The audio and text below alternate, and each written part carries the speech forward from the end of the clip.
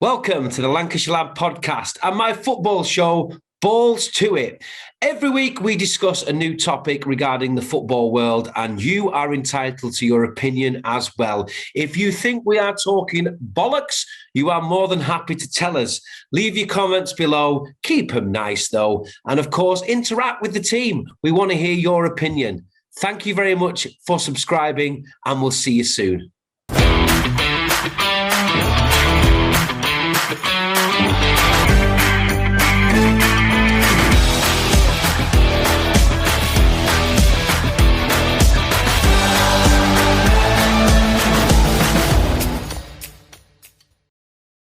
Welcome to the Lancashire Lad podcast, and this week a very special episode of Balls to It because we are in the midst and right in the middle of a European Championships that England appear to be doing rather well in.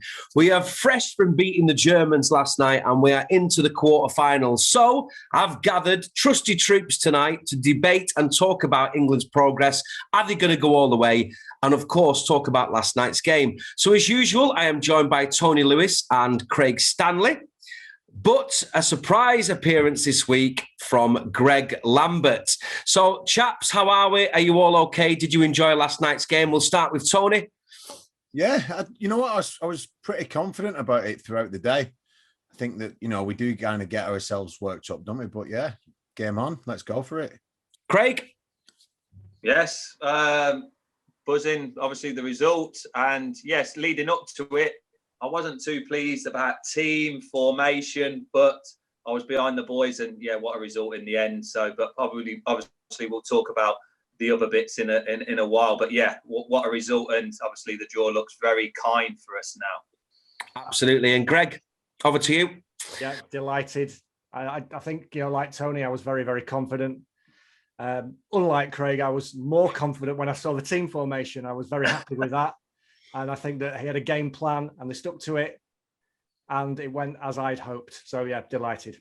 Yeah, fantastic. I mean, it's great to have Greg on here because as we all know with friends and other people that like football, Southgate definitely divides opinion, especially with his lineup, his team selection and formation. Greg is very pro Southgate. I know me and Craig, we're not too much in that band camp. I don't know where Tony lies. However, it obviously worked. So it started off the Euros. We've done quite well. We haven't really set the world on fire, but let's go straight into last night's game. So the lineup came out around, 7 o'clock? No, sorry, about 4 o'clock before 5 o'clock game. It definitely divided opinion across social media and with pundits alike.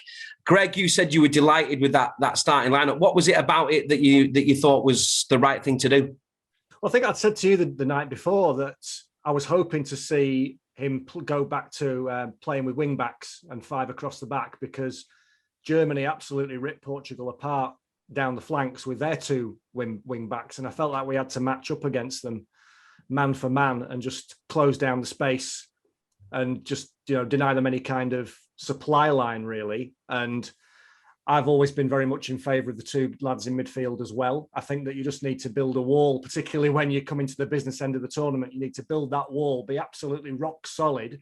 And then we've got the players up front, I think, who can create, if I can quote Gary Neville, and I hate the fact that I'm just agreeing with Gary Neville all the time, honestly. As a Liverpool supporter, it's very alien, but I think he's bang on. We've got players who can create those moments, and as long as we keep the clean sheet, we will get those chances and we'll, particularly against the better teams, we'll take them. And he did that. He picked the team that I hoped, not necessarily exactly the team I hoped, but very much the formation. And how many chances did Germany have in the game? Yeah, we rode our luck a little bit, but how many clear-cut chances did Germany have? Maybe 3. Mm-hmm. That's not bad. Absolutely. Tony, what was your opinion on last night's game? Are you very much in the Southgate camp, or where do you lie with it? Well, I think when you've kind of been witness, for 2 decades of triumph at Old Trafford and United, you see a different kind of strategy, and it's not always the amazing performances or, the swashbuckling kind of tactics that get you the glory. If you kind of look back to 99 on our biggest night, that was probably the worst we played in that kind of competition, but the best night and topping it off. So I think we've grown into the competition, and like Greg's just said, having the option of going with the wing backs, it meant that we could adapt to the five at the back. And I thought we played the system perfectly. You don't have players like Muller and Kroos in there who could just defend the back four, because Hummels was a bit of a liability, quite slow, but did make a couple of great challenges, by the way. Yeah. So I just think, and also in these tournaments now that games are coming now thick and fast, the bench is key. It's a squad game. And you see when players like Grealish come on, and you've got Bellingham, you've got Sancho, you've got Rashford, we've got an abundance of talent there who can come on and change the game. So staying in the game, like Greg said, was integral. And once we got that first goal, I just couldn't see us losing then. Absolutely. Craig, where did you stand on it? I think you're very much like me with Southgate, but we can't really complain, can we? Or have a whinge. You can't complain. And obviously, you see the night before, France changed their formation, didn't work for them. I was a bit in that camp. Why change a winning formula? Obviously, playing in teams myself, I always worry about yourselves more than the other team. If you're good enough, you'll win the game. Yes, the formation worked last night. I still think at times we can be a lot better going forward. Defensively, I think the whole tournament, whatever formation we've played, we've looked solid. That's proven with a clean sheet. I even think last night, yes, we win the game 2-0, but we still, can we create more? This is me just being very picky. Can we create more? The first real chance you create for Harry Kane, he scores. Yes, he's had a lot of criticism. The first time he's had a proper cross into the box in them areas where he can score, he actually scores. And which we spoke about numerous times on here, Jack Grealish has to play. He's the match winner. He comes on. Yes, he didn't start for about 5 minutes very well, but he plays the ball out to Shaw. He then creates the goal for Kane. And for me, he has to play. And yes, Southgate looks like a great tactician, how he's masterminded the victory last night with a formation.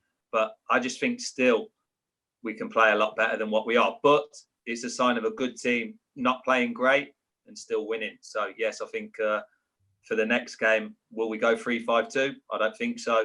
But at the minute, everything Southgate's doing well, and you can't criticise him. But, yes, I was still a bit sceptical on what he did last night.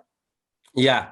I don't know. I'm in the same sort of camp as you, Craig, in the sense of I just can't seem to warm to the football we play at times. And I know what Tony said before, and Greg said it, it's getting results.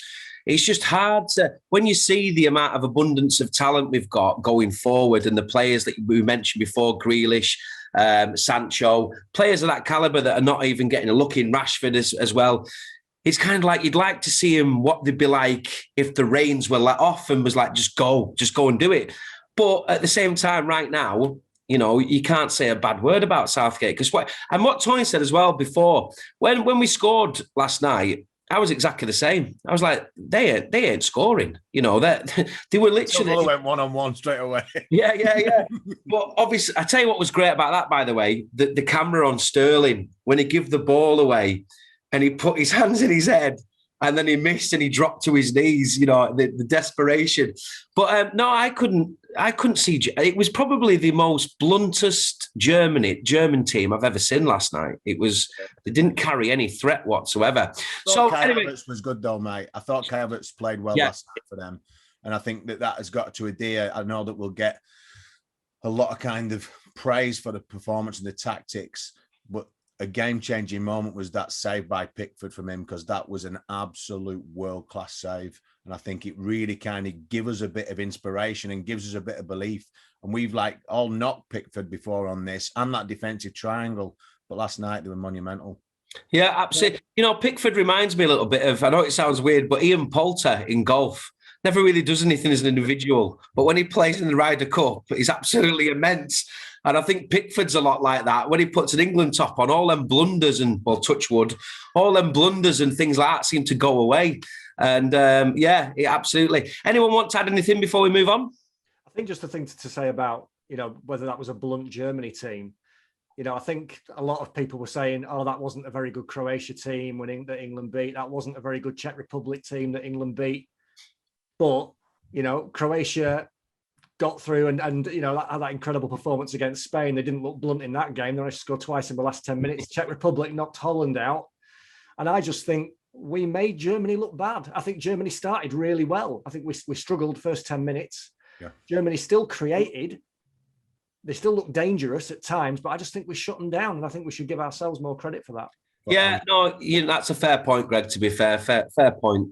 I did mean it. Like you said, we've nullified 4 international teams at a major tournament there, and that's not to be sniffed at. I think that, you know, that takes some doing. Yeah, absolutely. And especially, sorry, Stu, at the start of the tournament or our podcast we've done before, we were questioning the defence, weren't we? We were questioning, are we going to keep clean sheets? Defensively is probably our weakest point, and that's been my opinion before the game, that our best players were going forward. But it's sort of changed the other way, that our best players have more or less been our defensive units, keeping four clean sheets, you know, and that's maybe now, if we can sort of maybe get that attacking side right, then what a team we could be. But you've got to give the team. Craig, it's not happening, mate. What's that? You don't know anything. Say that again, sorry. You don't know anything. We've just talked through this. It's all about building from the defense. I know, yeah. That's it. So, I have to say, Luke Shaw's impressed me this tournament. I think he's played well. I think he was pivotal in both goals last night.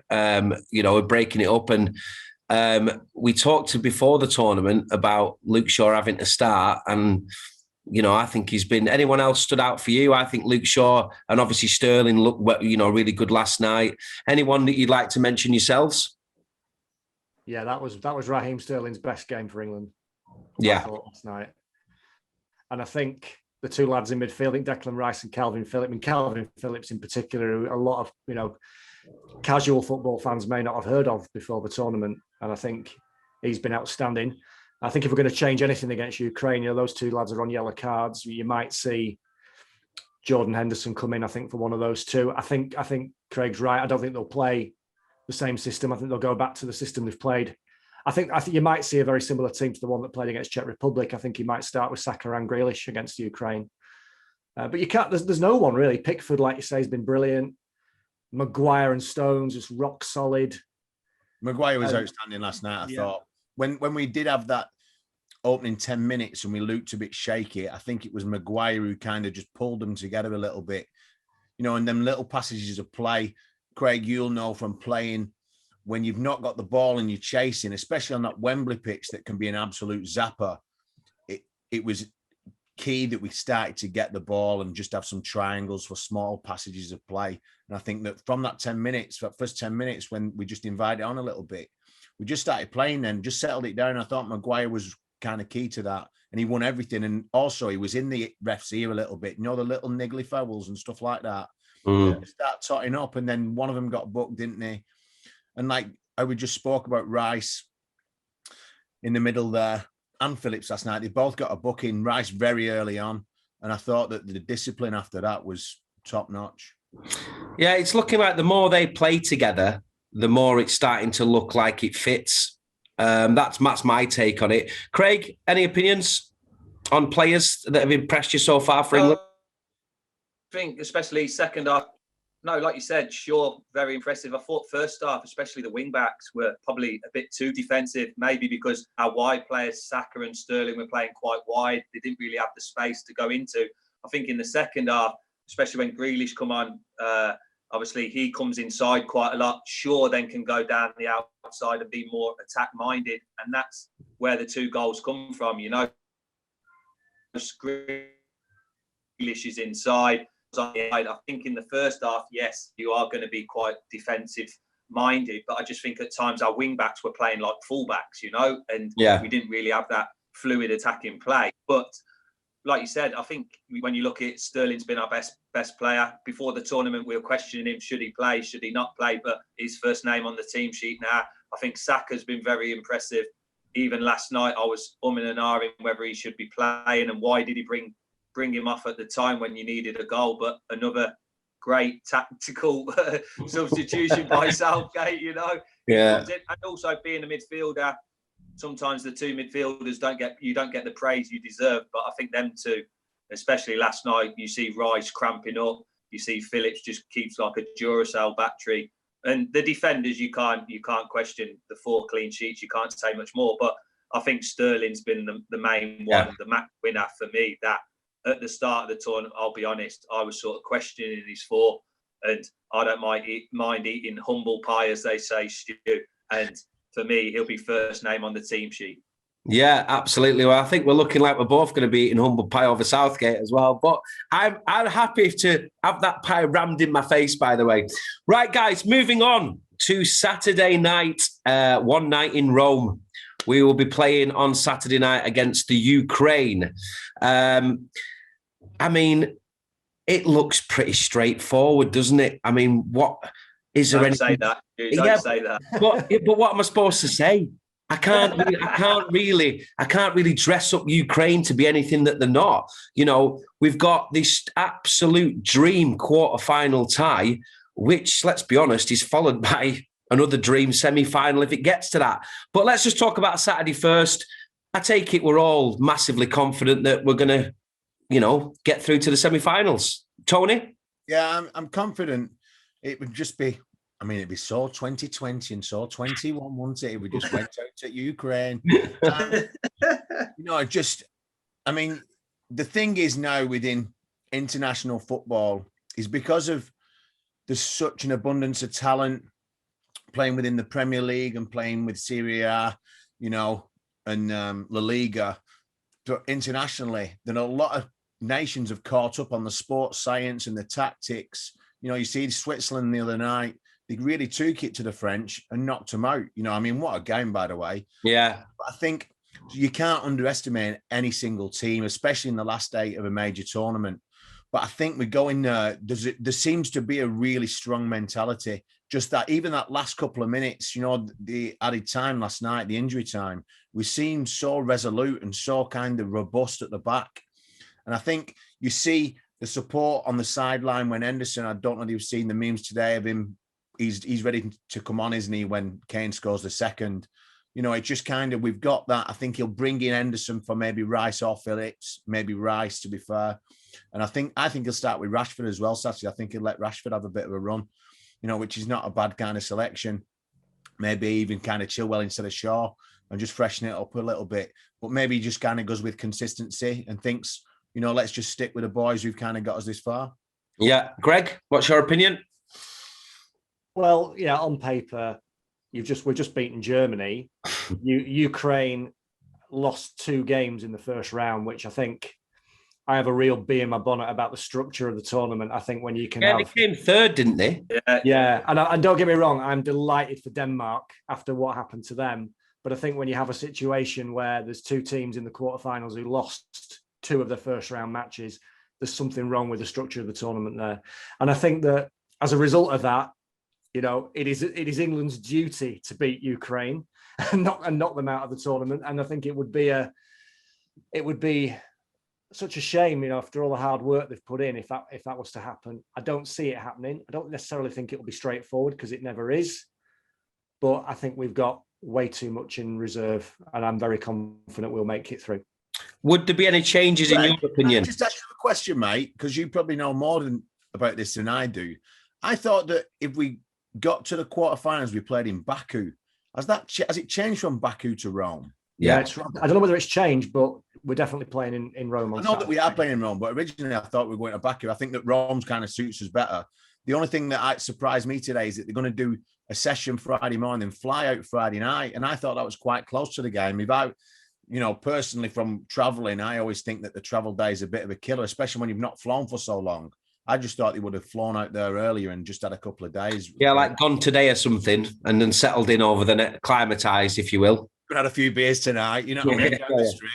So, Greg, would there be any changes, Greg? In your opinion, would you be bringing anyone in, or would you be happy if the lineup was the same as last night?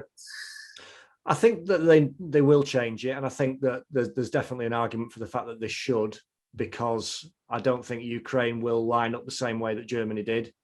It's hard to say how Ukraine will line up because he does change it a bit. Zinchenko, I think, is very much the player to watch for Ukraine because he can play centre midfield or he can play wide left, and he's you know, So I think going 4-4-2 with Kyle Walker, just, being on that right-hand side with his pace has just been unreal. And I think that, having him keep an eye on Zinchenko if he ends up going wide left, I think that's definitely a good move. Henderson coming in, I think, like we've said, is an option. And I think he should start Grealish against Ukraine. I think he should start both Saka and Grealish against Ukraine. So that's what I'd like to see. No Sancho or anything. He seems to be the forgotten man, It's how do you fit him in? And you can't fit them all in. There's so many of these. Could you not start Sancho over Saka on that right-hand side? I don't see how you can. I think if you're going to play that system, I don't see how you can leave them out. I mean, there's poor Mason Mount. I'm a massive fan of Mason Mount, and I think he should play, 9 times out of 10. But unfortunately, he had the misfortune with the situation regarding COVID, and he's now on the outside looking in, and it's hard to see how he's going to get his place back. But Southgate rates him. He might decide that he's going to give Mason Mount a go. Okay, Craig?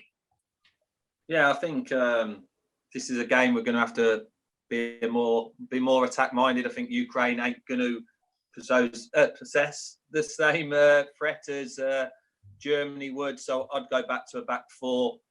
Personally, I'd leave Trippier out, keep the back four, Walker at right back, Stones, Maguire, Shaw.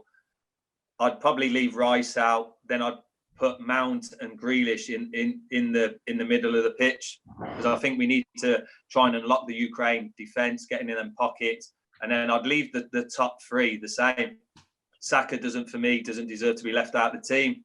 Obviously Sterling the same. And I think now Kane's got a goal. I think that's perfect to obviously for him to kick on now, because like you said, the first real chance we create for him, he scores. Yes, I think his overall play, he's been very sluggish. It looks like he's tired, but he does look tired. Yeah, it looks lethargic, doesn't it? And which we spoke about, maybe the transfer in wanting to leave Tottenham, maybe that has got to him, So, but like I said, we've given him one decent chance, and to be fair, the one against Czech Republic, he probably should have scored, but a clear-cut chance he scored. So for me, I'd keep with the top three.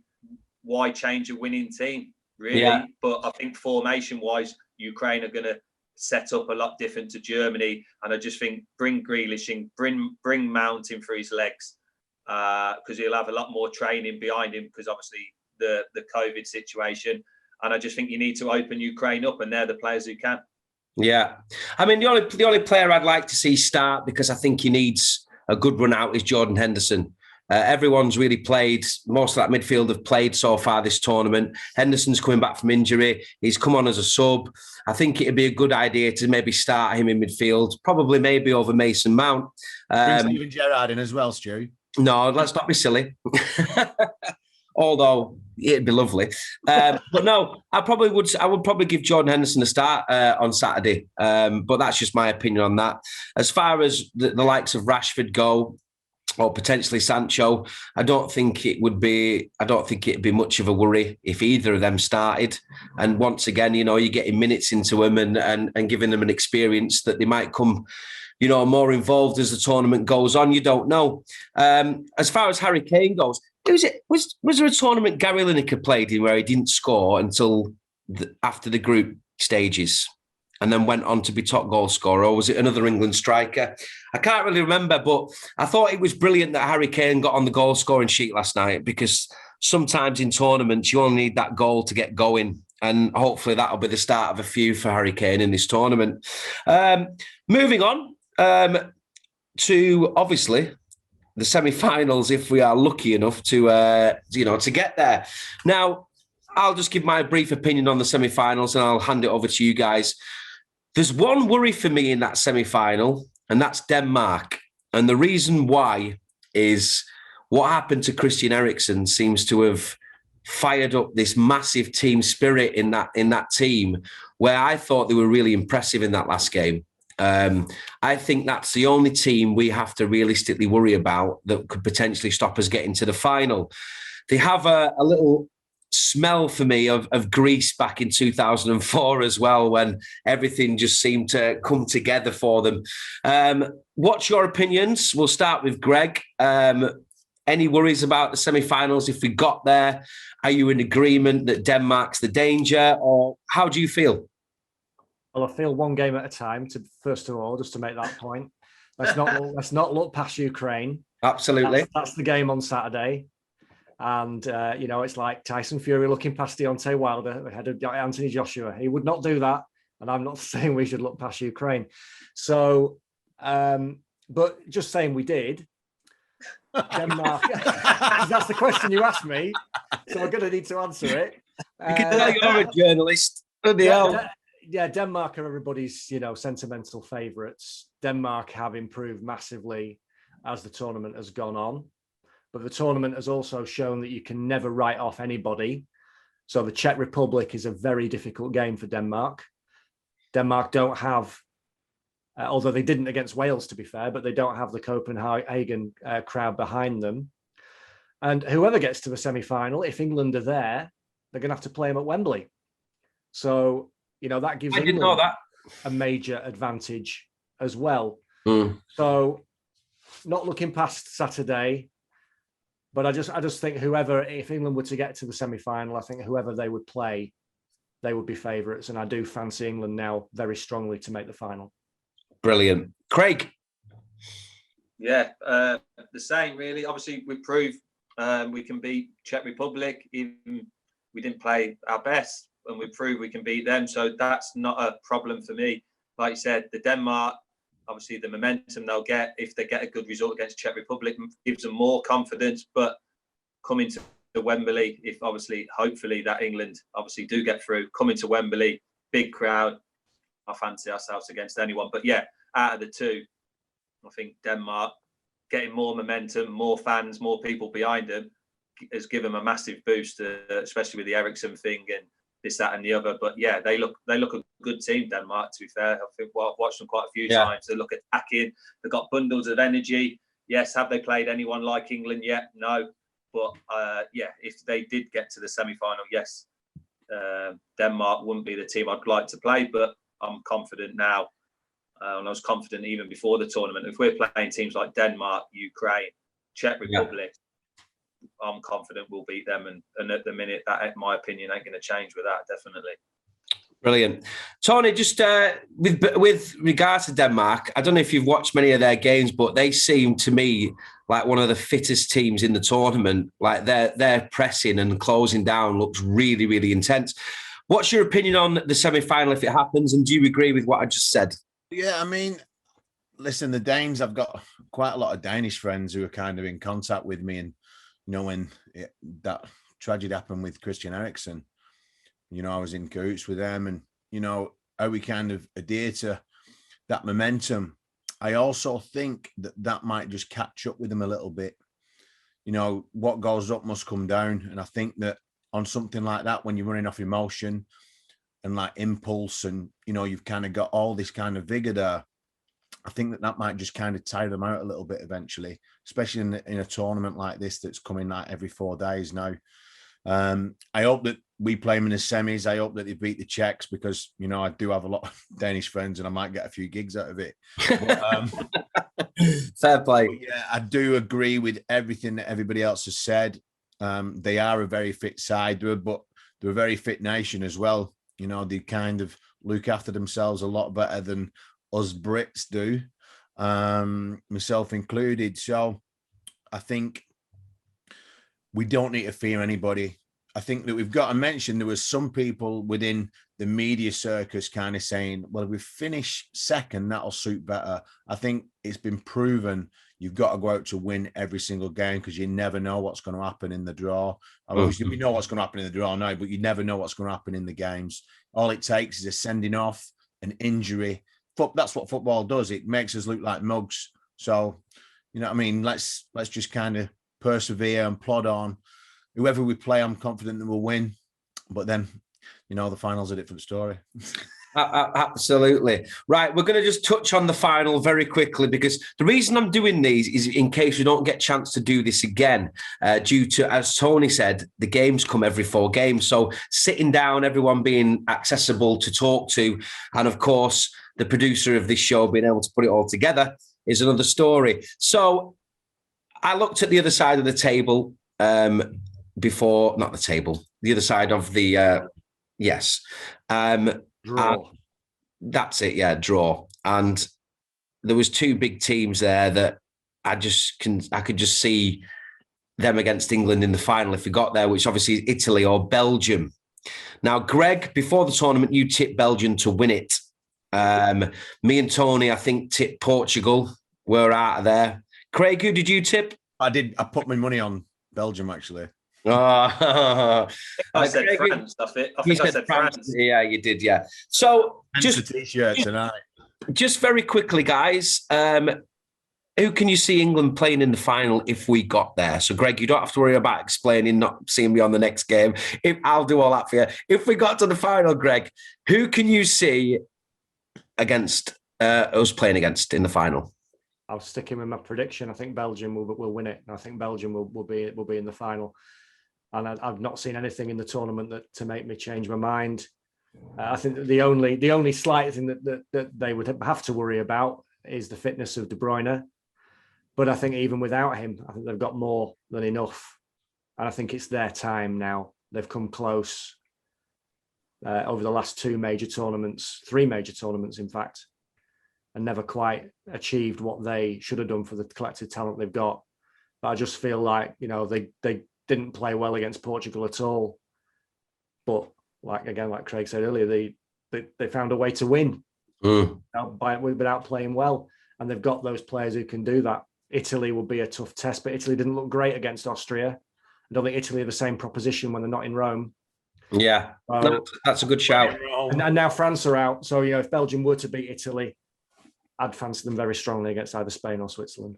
Okay, Craig? Yes, just like Greg said, I think Belgium will get to the final, but I'd prefer Italy. I think Italy, everyone talked about how good they were in the group stages, and I had this conversation with my friend, but they haven't come up against anyone. And then they come up against, who did they? I can't remember who they beat the other day, but they weren't impressive. Austria, wasn't it? Austria, that was it. And they didn't look like they had that. Yeah, they didn't look like they had that sharpness, the fitness levels that everyone was talking about in the group stages. So I'd prefer Italy because I think we could, a bit like Germany, I think we could steamroll Italy. But I think Belgium will get there, and as you know, ex-Premiership players in Lukaku, obviously current players in De Bruyne who are world class. Hazard as well. I think Hazard, and I think it'll be a great final. But I think England can take Belgium, but I think it will be a Belgium-England final. Okay, Tony. Yeah, I did have a little bit of a wedge on Belgium, and I think they're still kind of outsiders. Yeah, Italy are favourites. And I think that's because Italy did have a strong group campaign. But I think if you kind of look defensively, they're a little bit older, aren't they? They've got some absolute quality there. Some old war horses, but who picked up a couple of knocks as well. You just like to think that I would prefer to play somebody like Italy. Even the Spaniards, but Belgium are the Belgians are the strongest out of that top half of the draw, let's say. But we can just kind of keep repeating that tournament football, it can just pull up anything, can't it? Mm-hmm. But that, like Greg said, De Bruyne is the man. You saw when he came on. Was that against them? That was against Denmark, wasn't it? He came on and just changed the game, him and Lukaku. And international football seems to suit, like the Italian league seems to suit Lukaku a little bit more. It's a little bit slower in that first 2/3, and that final third, it's just pinged in. And he's a threat in the box, as we know. Okay, he's looking like a beast at the moment. Yeah, I suppose the one, if it was an England-Belgium final, the one thing that England could look as a big positive is, like Italy, Belgium have got a lot of older and slower players playing at the back, and so far that experience, similar with Italy, has been a plus. But if they're up against Saka and Sterling, that would give England a lot of heart, I think. Who's at the back for Italy? It's Bonucci and who's the other guy from Juventus? Both from Juventus. It's Chiellini, but he's been out. He was out. Yeah, Chiellini. So yeah. He's not guaranteed to come back for the Belgium game. I don't think. I've every prediction I've made in this tournament, I've been wrong. So I fully expect this to be wrong. But I just got a bit of a glimmer in my eye that it's going to be an Italy-England final. It's a romantic final as well, two great nations and stuff. That's where I'm edging to. So, lads, before we leave it, just one question for you. Are we going to win it? Greg? No. Craig? Oh, I'm going to say yes, it's coming home. Yes, I am. Tony? Hang on. Yeah. Sunday, the 11th of July. Just saying it's coming home. I do hope so, though. I hope with everything. Wouldn't it be amazing? We'd have to have a week off work and just have a party for the rest of 2021. It'd be brilliant. Football is sometimes that kind of sport where the stars align, and even that we're having this Euro tournament 12 months later, and now that a lot of it's been at Wembley and stuff like that, you just wonder. Sometimes these things are just meant to be. And even with all the shit we've gone through, I mean, it's only a football match at the end of the day, but what a lift it'd be for the country and the nation. No, absolutely. And I'm sure we all remember. I mean, it was the first time in my life that I ever experienced the whole nation going on a huge tidal wave back in Euro 96. Even if you weren't a football fan, you got caught up in that wave and everyone just went with it. And you can kind of see that bubbling now. It's not quite at that level yet, but I really think a victory on Saturday, the country goes into a frenzy and the excitement starts to, go towards a huge crescendo, hopefully. That's a big word for me, isn't it? So Tony says it's coming home. Craig says it's coming home. Greg is in the no camp.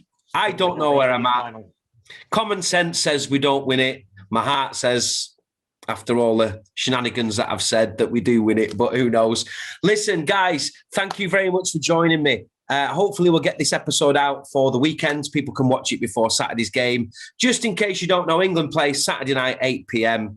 And then the semi-finals will be next Wednesday for England. And then the final, for some mental reason, will be on Sunday evening. So anyway, let's hope we are there on the Sunday evening and we can go back and talk about England's progress and hopefully victory in the Euros 2020, which is in 2021. Greg, thank you very much for breaking your Lancashire lad virginity.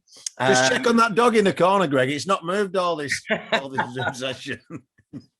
That's the Lancashire Lion. Yeah. Or rather the Liverpool. It's the Liverpool Lion. He's wearing the Liverpool top. Yeah. Thank you for joining us. Appreciate it. No problem. Enjoy. Thank you, Tony. And of course, Craig. And come on, England. On to Saturday, on to Rome. It's coming home. Cheers, chaps. Thank you very much.